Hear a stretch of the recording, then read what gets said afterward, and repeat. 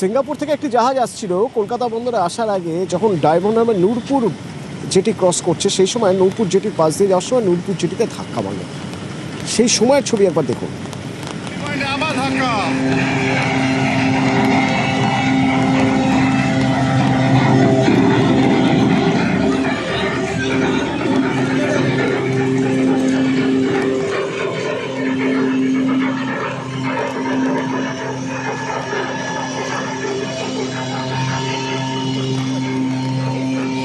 ধাক্কা মারবে, এ বাবা, আবার ধাক্কা হুগলি পয়েন্টে। কিভাবে এই ঘটনা ঘটলো কিছু জানা যাচ্ছে?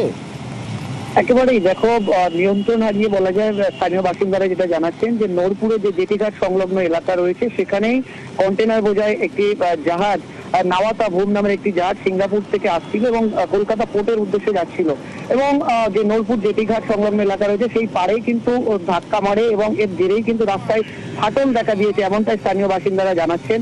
এবং এই ঘটনার পর রীতিমতো চাঞ্চল্য ছড়িয়ে পড়ে এবং রামনগর থানার পুলিশ ঘটনাস্থলে পৌঁছেছে। তবে এই ঘটনার বেশ কিছুদিন আগে অর্থাৎ গত বছরের জুলাই মাসে এই একই জায়গায় কিন্তু একটি জাহাজ ধাক্কা মারে এবং পরবর্তী সময় এই পাড় ভেঙে যায়।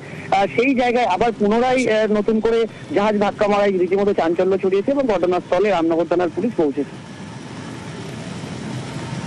আচ্ছা, ধাক্কা মারবে, এ বাবা, আবার ধাক্কা হুগলি পয়েন্টে, হুগলি পয়েন্টে আবার ধাক্কা।